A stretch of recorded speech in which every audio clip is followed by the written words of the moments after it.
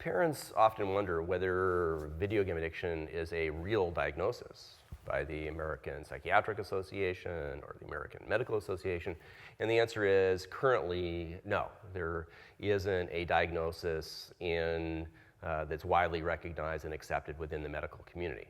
With that said, internationally, United States, there is clear recognition that children and teens have developed compulsive and addictive behavior that mirrors addiction to gambling, to cocaine, to alcohol, and it has many of the same features. So although there isn't an official diagnosis yet, it is widely recognized that children and teens are experiencing symptoms consistent with addiction.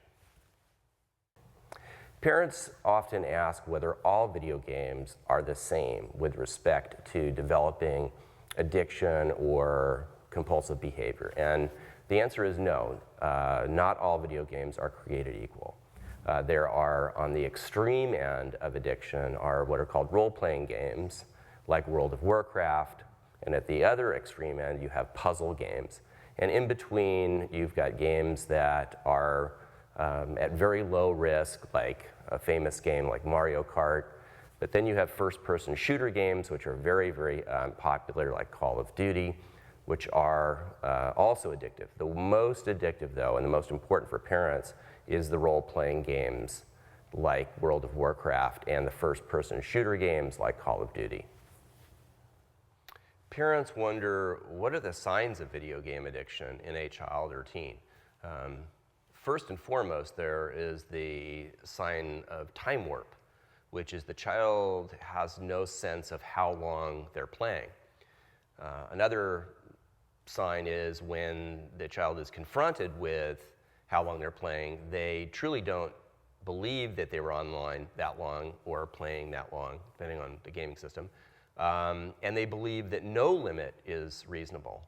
Other symptoms are sleep deprivation because they're up all night, withdrawal from friends and family and activities because they'd rather be playing, school failure over time, withdrawal symptoms. When they're not playing, they're agitated and depressed and angry.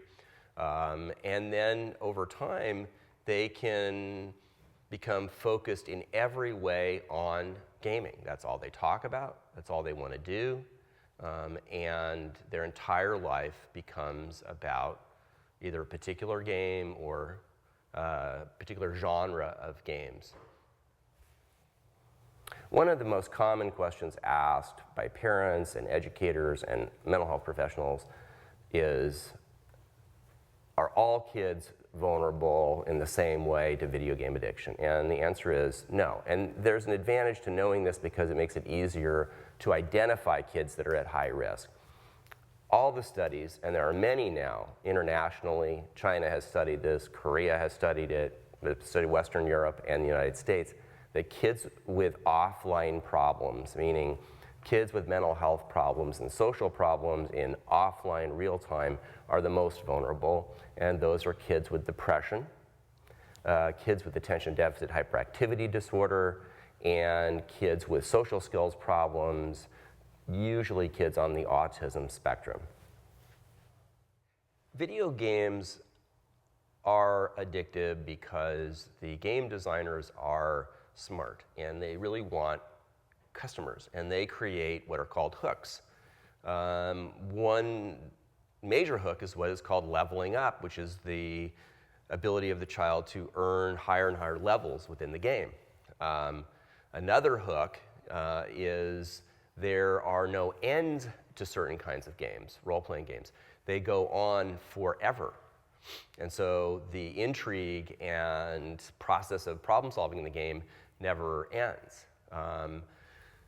Other aspects of gaming that's addictive is power and competency and currency within the game itself. The avatar that they create is important.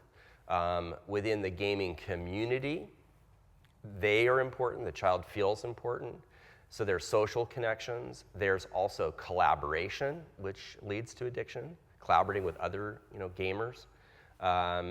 And there's the general sense of pleasure that's received from playing these games. And there is a intensity to the pleasure that makes it very hard for them to stop. And the final factor that makes them addictive is that they are intermittently reinforcing. All that means is that as children play, sometimes they win and sometimes they lose. And it's the variable ratio that creates real interest. If you played a game and won every time, you'd lose interest. If you lost every time, you would lose interest. It's the variable ratio, the intermittent form of reinforcement that keeps kids playing and playing. Parents who have children and teens that are clearly compulsively involved with video gaming ask, is there any solution? Is there recovery? Can kids get better? And the answer is absolutely. Kids can disengage, they can recover their lives, they can recover their friends, and they can recover their ability to do schoolwork. But it does take a tremendous amount of work by the family, by caregivers, by family members, by parents, to really help the child recover. It's a family effort, it's a family responsibility, and it takes a lot of hard work over time. Parents ask if there is a particular test or a way that they could determine whether their child or teen is really addicted to video games. And there are multiple questionnaires out now. Some have been produced internationally. China and Korea have tests that are translated into English. There are multiple tests. They're usually 10 to 20 questions. I have one on my website, a 10-question version and a 30-question version. They're very reliable. They look at the amount of time spent. They look at symptoms and negative consequences as a result of gaming. And usually parents really know this by virtue of the kind of problems kids are having controlling their behavior. But there are reliable tests.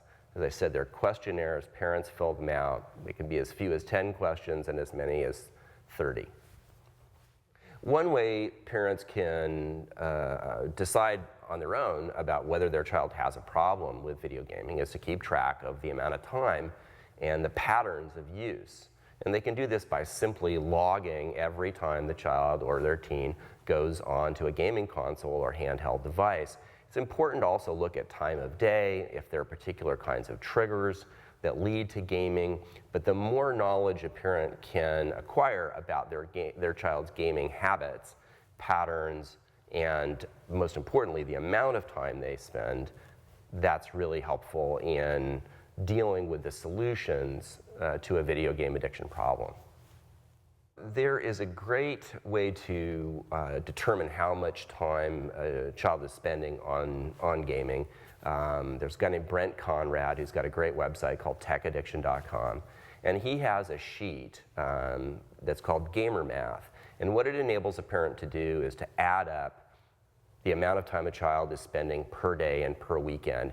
And then what he has parents do is multiply those numbers by weeks, by years, 1 year, 5 years, 10 years. And what it enables a parent to do is really understand how much time a child is actually spending playing. When you think about something like 2 hours a day, which many kids play at least, and maybe 4 hours Saturday and Sunday, if you look at that over the course of a year, it's more than 50 days a year.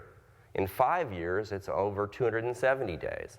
And in 10 years, it's over 500 days. And it really helps parents put in perspective, do I really want my child playing video games 2 hours a day and 4 hours on the weekend, which I think most parents consider to be typical. But if you look at that over time, it's an enormous amount of time that kids are spending looking into a screen, playing a video game. Parents often ask, is moderation possible if I really believe my child is addicted to video games? And it's always worth trying to create moderate patterns of use. It may not work, but as a first effort, it always makes sense to try to engage with a child or teen and come up with moderate amounts of gaming. If it doesn't work and they can't develop moderate patterns, you can always change and go to an abstinence or no gaming model within your home. Parents often ask if they could be flexible with time guidelines. They'll say, well, if I say it's 2 hours and my son gets his homework done early, can it be 3 hours? And the short answer is no. If your child or teen is going to take you seriously with respect to time limits on gaming, then the limits are the limits, and you and your child or teen have to live within those limits, no exceptions. One of the most important parts of establishing good gaming habits in the family is to have a gaming contract that clearly states how much time is permissible on a weekday, on a weekend, and also the consequences for violating those rules. If you have to improvise consequences, they don't work out well. You have predetermined consequences, you've talked them over with your child or teen, they're written into the contract, and then you implement the consequences and see if they work or they don't work. But it's very important to have them predetermined and planned in contract form.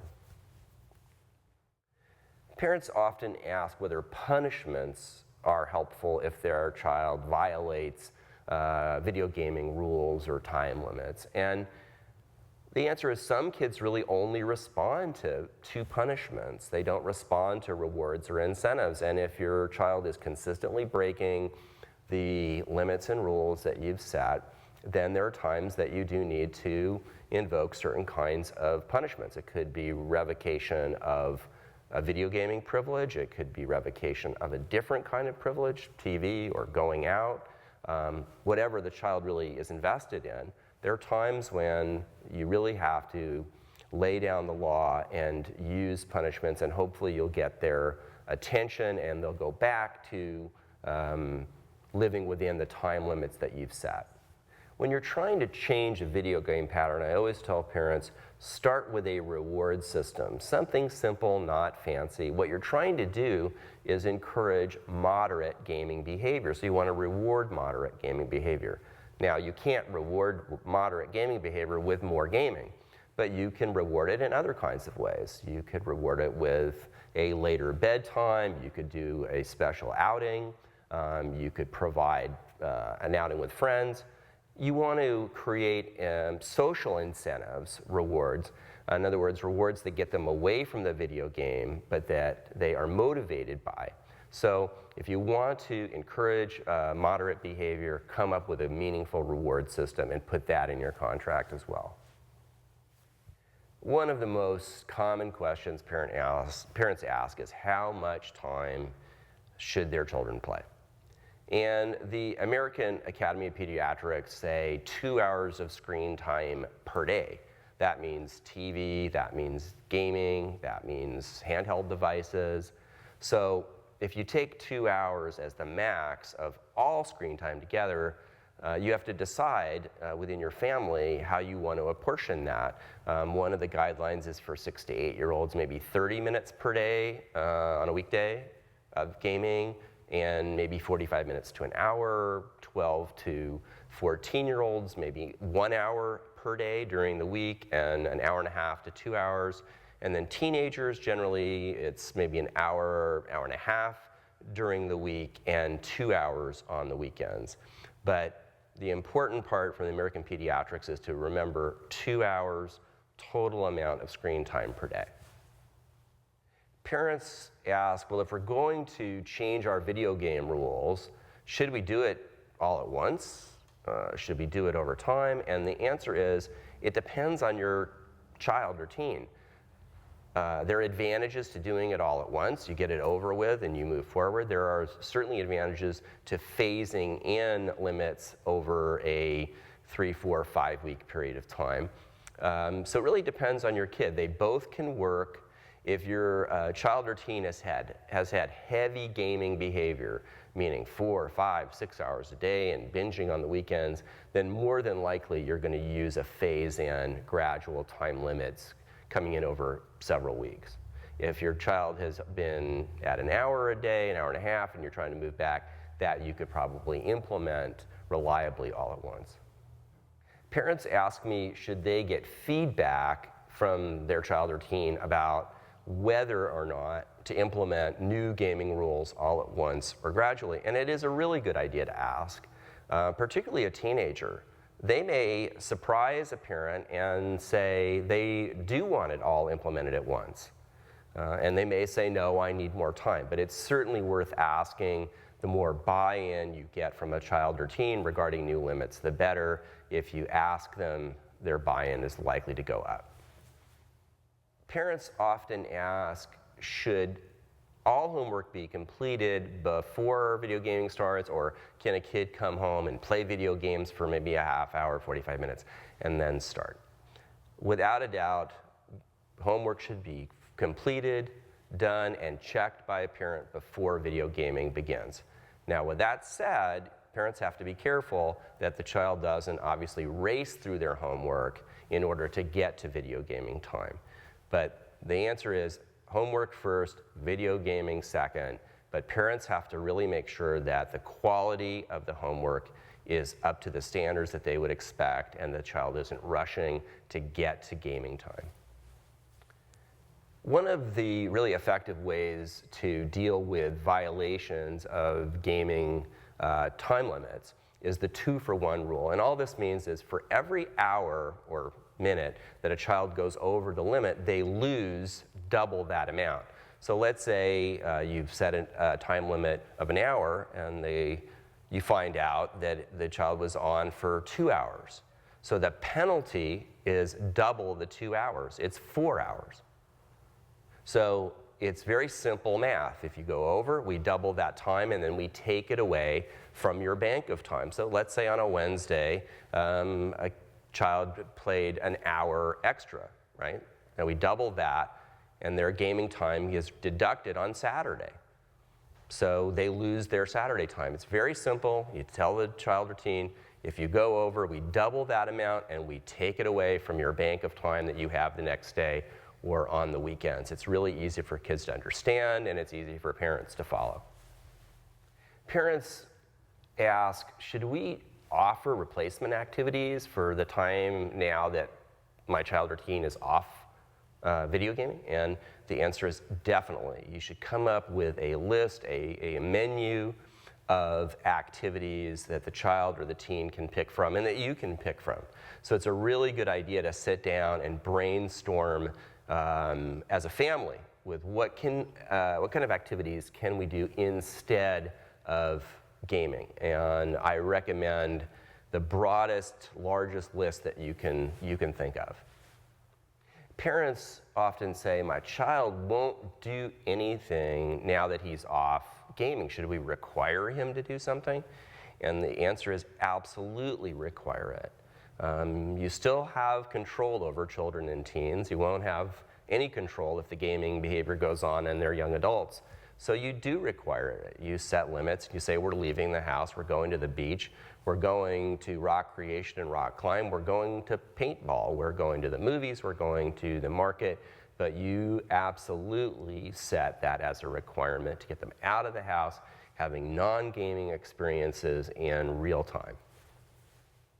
Parents often ask, is there a rating board for video games so I know whether it's appropriate for my 7-year-old or my 17-year-old?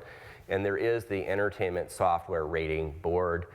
They review every video game and then they provide age guidelines. E is for everyone, and there's T for teens, and then there are games that are M for mature, which is 17 and above. And some of the most popular games are T and many are M, like Call of Duty, those first-person shooter games. Many of them are for mature audiences, not for young children. One of the few cardinal absolute rules regarding video gaming behavior, video game rules, is no gaming consoles or computers in the child bedroom, and also no handheld devices. If a parent is really serious about controlling use, the child can't close the door and have a gaming console or a computer or a handheld device in their room. It just won't work, and parents have to bring the gaming console into a den, They have to bring the computer out and put it in a public place, and certainly no handheld devices which they can play games on. A lot of parents forget that new handheld devices, whether it's a Nintendo DS or a smartphone, kids can play games on those. So if they're allowed to have handheld devices, including smartphones, in their rooms, then they can play games. So if you're serious about enforcing rules, then no handheld devices in the bedroom. Parents often ask, do parental controls really work if I try to set them on a gaming console or a computer? And the shorter answer is, yeah, they do work. Every gaming console comes with a way that parents can control what games are played. If you don't want your child to play M games or T games, teen or mature, then you can actually set the console to reject those games. And parents can do the same thing on a computer. They can set parental controls. There's software that can be installed very easily, and that will restrict access to certain kinds of games, especially games that you don't want your child to play, like a T game or an M game. Parents often ask, if they set parental controls on a gaming console or on a computer, can kids find a way around it? And the short answer is, yeah, there are kids who are really, really tech savvy, and they figure out ways to disable the parental controls. So parental controls are a good solution, but by no means perfect, especially if you have a really determined and tech savvy kid who can figure out a way to get around those firewalls. One of the great things about computers, whether laptops or desktops, is they have an administrator function. And what that enables the parent to do is control everything in the computer, what games are installed, what websites kids go to. Parent controls every function. They can uninstall games. So one of the best and easiest thing to do is to become the administrator. You also control passwords, and it's easy to do. All computers, Macs, and PCs have an administrator function. It puts you, the parent, in complete charge of the computer. Parents often ask, are there hardware solutions or like devices that they can attach to a gaming console that limit the amount of time that kids can spend? And the fact is, there are many really good ones. Some of them are timers that simply time out the child on the game. Some are locks that prevent kids from actually plugging cords in. There are a lot of really good products out there. You can go to my website just for a list at teenvideogameaddiction.com, and I've got, I think, 8 or 10 different hardware devices that are very reliable and easy to use. One of the most effective ways to set limits on gaming, especially if the child is into computer or PC gaming, is something called a keylogger. It's software that you install, and it's an amazing piece of software. What it does is it tracks every single keystroke that a person inputs on the keyboard. Every website is recorded, every chat room is recorded, everything is recorded, and then the parent simply prints out a text version of everything that's happened. It is by far the most reliable way to monitor a child or teen's activity. The downside, obviously, is it's very intrusive into their privacy, and some parents are reluctant to do that because of the trust issues that come up. But in terms of absolutely guaranteed knowing what's going on and knowing whether your child or teen is complying with your rules, keylogger software is the way to go. Parents often say to me, we have a lot of problems because my child is doing work on his computer, and then I come in and I see that their screen's up, there's IMing going on, there's Facebook, they're on different sites. So the solution to that is to have what I call the work computer. This can be a very inexpensive computer that has some word processing software. If you're a Word person, then it's got Microsoft Word. And it has maybe Google Scholar or Google Chrome, and that's it. The computer has no games. It has no accounts for gaming. It has two functions, which is creating documents, which is what they're supposed to be doing when they're doing homework, or doing research through a very reliable search engine like Google Chrome or Google Scholar. There is nothing else on the computer. It's just called the work computer. When parents begin to enforce new limits on gaming, kids can be very unhappy. They can argue a lot, they can get depressed, they can have withdrawal symptoms of agitation. And one way to help them deal with these new limits and deal with the feelings around the new limits is to relax rules in other areas. Maybe you extend their bedtime so they can stay up later, or you allow them to do things that they typically wouldn't. Maybe you're not a great paintball fan, but you relax rules and allow them to do some paintballing.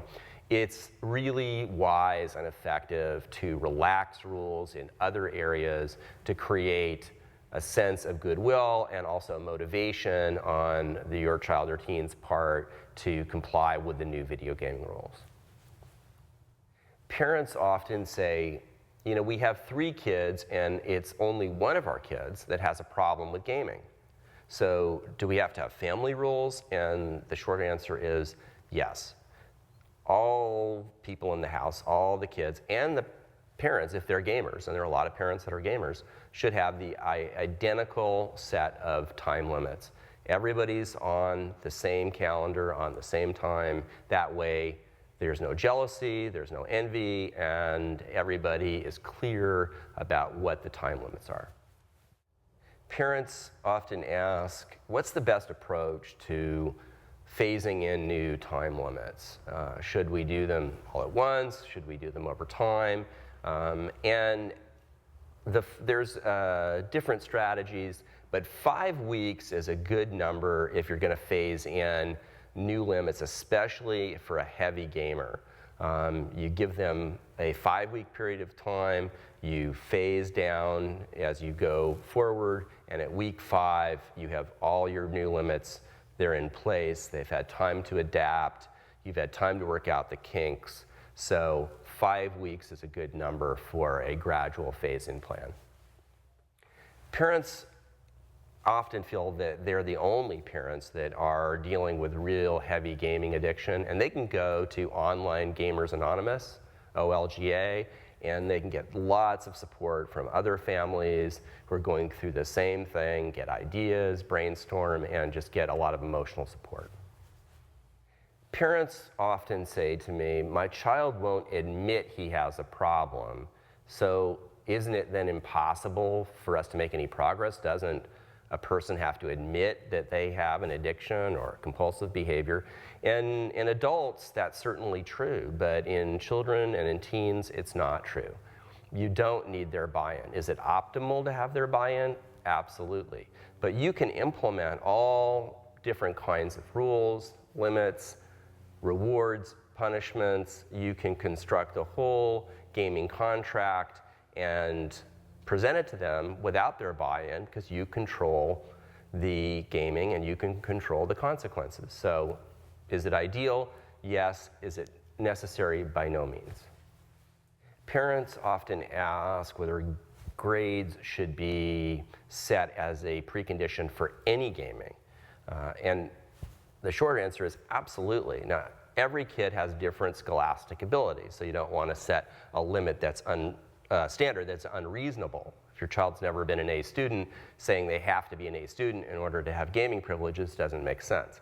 But there should be a reasonable standard, a B average, B plus, depending on your child, that has to be met at all times in order to have any gaming privileges. And the child should understand that. And this is also connected to their homework habits. If their homework habits are poor because they're rushing to play games, then over time their grades will drop, and that will result in the revocation of their gaming privileges. So they should know there's a standard for their grade point average that they have to meet, and that's every quarter or every semester they're in school. Some parents ask, wouldn't it just be simpler if we had a weekend-only gaming schedule rather than trying to keep track during the week? And the short answer to that is absolutely. A weekend-only schedule is just much easier to manage. There's no gaming Sunday night, which you treat as a weeknight because there's usually homework for Monday. So Sunday through Thursday, no gaming. no PC gaming, computer gaming, no console gaming, no handheld device gaming, and then come maybe Friday afternoon, Saturday, and part of Sunday, you allow gaming. Now this doesn't mean, which some kids will take it to mean, that they can binge come Friday afternoon. There's still restrictions on how much they can play. And you could set it at 2 hours on a Saturday or a Sunday, and maybe something on a Friday afternoon, maybe an hour. So weekend only is much easier to manage, very little bookkeeping, and the key is to not allow binging on the weekends. Parents wonder whether they should participate in gaming with their child. A lot of parents are resistant to this. They feel like video gaming is the quote-unquote enemy that they're trying to deal with because the child is compulsive or addictive. It's really advantageous for parents to play games with their children. It creates goodwill. It also gives the parents a lot of knowledge about what is going on in these games and why is it so hard for my child to stop playing. Some games require 2 to 3 hours to plan a raid or to level up. So once you get into the intricacies of the game, you really understand your child's psychology about the game and the hooks of the game and the reason that they're so attracted to the game. So there's a lot of advantages to playing with your child or teen. Parents often wonder whether handheld devices like a Nintendo DS or the Sony products should count as time against the gaming limits. And the answer to that is absolutely. Whether it's a handheld device or gaming on a computer or gaming on a console, they're all the same, and it all should add up to whatever time limit the family has decided is the gaming limit for that day.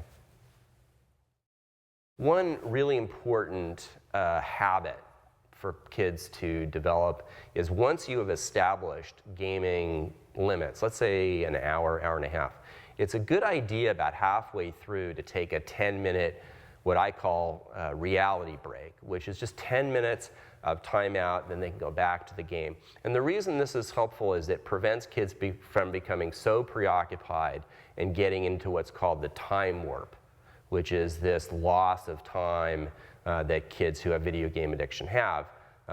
So even once you've had your time limits, it's a good idea to install a break of about 10 minutes and then have the child go back and complete their gaming time.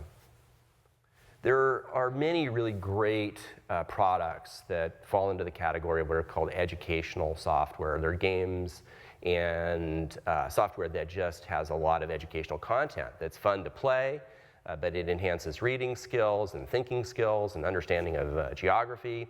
And those games shouldn't count against the time limits. Those should be separate because there's a lot of really good product out there that has a lot of great content. And if a child or teen wants to do a reading game or a thinking game or a geography game or a science game, then that should be allowed separate and apart from the time limits. Parents wonder if they have a 11th or 12th grader that is having a lot of gaming problems. They're binging, they're staying up at night, their grades are poor, they're in what's called time warp, which is they go into periods of time of 4, 6, 8 hours that they can't account for that they've been online. And they wonder, well, should they go to college? Maybe it would be a good idea if they went to college and they would somehow be motivated to stop because they're in college. I would strongly advise parents not to allow a teenager who is having significant gaming problems go on to college until the gaming issues are addressed. Because once at college, there are absolutely no checks and balances regarding gaming time. There isn't anybody to check, there isn't anybody to establish whether they're doing their work or not. So if you have a junior or a senior with significant gaming issues, you should plan to postpone college until those gaming issues are resolved.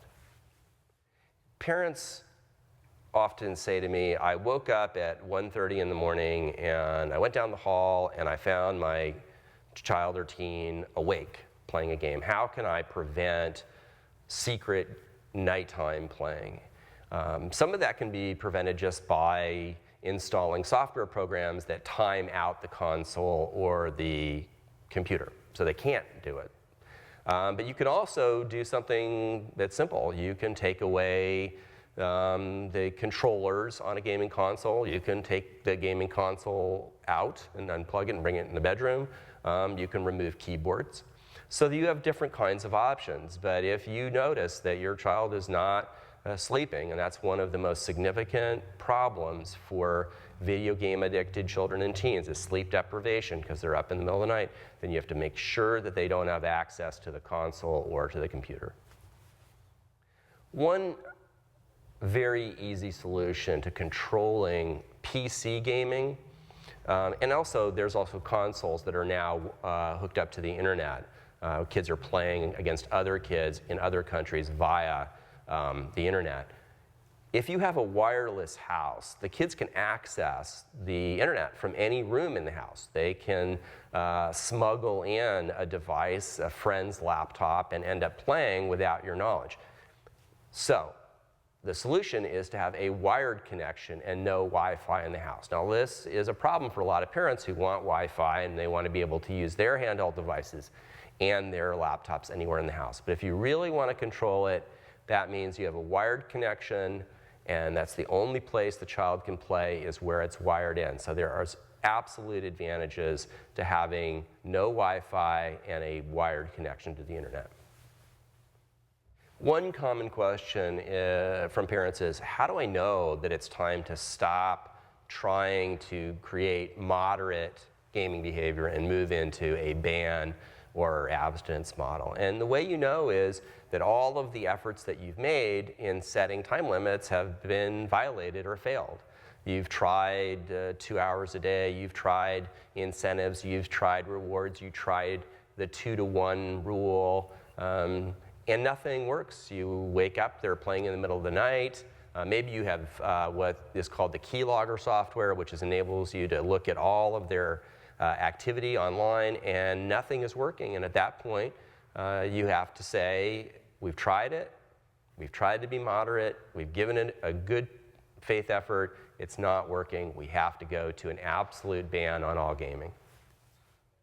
Some parents are very concerned about whether their child or teen would become violent, physically violent, if they were to change video gaming rules, time limits in the house. And the fact is there are some children and teenagers who have become violent under those circumstances.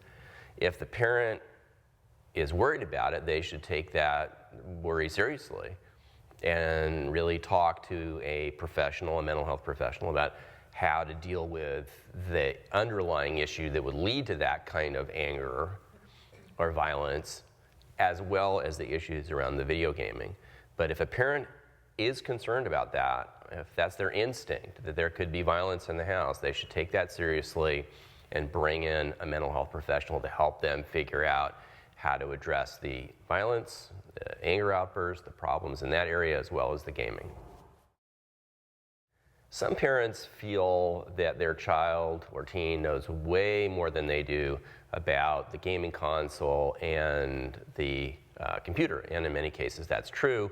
So when they're told to make changes in the computer or the gaming console, whether it's parental controls or installation of software or hardware, they feel very overwhelmed. And what I recommend is that they hire a tech person to come in and help them uninstall software that the kid has installed and set up administrator status or install timer software. But if you don't know what you're doing, there's very affordable tech help available. You can always go to Geek Squad and ask them. They can do that. You can consult friends who have tech help. But if you don't know what you're doing, get help, bring in a tech person, and they can walk you through or take care of the whole installation of hardware and software. If parents are really serious about banning gaming, one of the things they're going to need to do is go online and cancel the gaming accounts. Kids who are playing online have accounts for the various games that they're playing. They have to pay for those accounts, and they use their accounts throughout the course of the year to acquire items within the game. Their whole standing in the game is contained in an account. And so if you're serious, you're going to have to go in and cancel those accounts. Otherwise, the child could go to another house and fire up that account and play somewhere else. So if you're really serious, you've got to go in, know what the accounts are, and cancel them. One way to permanently deal with the issue of gaming accounts is to sell them. If you cancel an account, the account can be reactivated. Game companies are very, very crafty, and they never terminate an account permanently. They don't delete it. So you could cancel an account, and your teenager could go somewhere else, someone else's house, and fire up that account. So what you can do is you can actually sell the account, because the accounts are worth something. Your teenager may have acquired a lot of goods within the game. Their avatar may have high standing. They may have certain weapons and devices that are all part of the game. You can actually go on eBay and sell the whole account. And then the account is gone forever. Once it's been sold, it's in someone else's name, and the child or teen can never access that account again. Parents often ask if there are better or worse times to begin a ban, if that's the decision they've made. If there's a natural break coming up from gaming, let's say a family vacation or summer camp, then that's a great time to start it. If your child's going away anyway, is going to be disconnected from the internet and gaming anyway, that's a good time. They come back, there's been a break, and then the ban can start. Parents wonder if they have banned a particular game, which is one strategy for banning, just a particular game, like World of Warcraft or EverQuest. If later, after the child has demonstrated that they are complying with gaming rules, if they can bring the game back in to the child's life. And the answer is no. If a child or teen has had significant problems with a role-playing game, with a first-person shooter game, it is not advisable to ever bring that particular game back in, and not the genre of game either. One thing parents should be aware of if their teenager is really addicted to gaming, when they implement time constraints, time limitations, the teen could really have withdrawal symptoms. They could enter into what looks like a depression. Sadness, dark days, lack of interest, lack of joy. They could become irritable and agitated and argue a lot. They could become apathetic. They could withdraw. So gaming, like other addictions, has real withdrawal symptoms, and parents should be prepared that they may see those withdrawal symptoms, and they're going to have to go through them to get on the other side of it. Parents often wonder, should they consult a mental health professional when dealing with a child or teen that they believe is addicted to gaming. It's always helpful to ask for professional help from a psychologist or social worker or psychiatrist to talk about the patterns of behavior and to talk about solutions. It's particularly important if your child or teen has a pre-existing diagnosis, let's say of attention deficit or depression or autism spectrum disorder, because they may be really fueling the addiction, and a mental health professional needs to address those underlying, or what sometimes is called comorbid conditions. So it's a great idea to consult, and you may really need one if your child or teen has a pre-existing psychological or psychiatric condition. Some parents have asked me whether residential treatment or maybe a wilderness program is a good idea for their child or teen if they have video game addiction.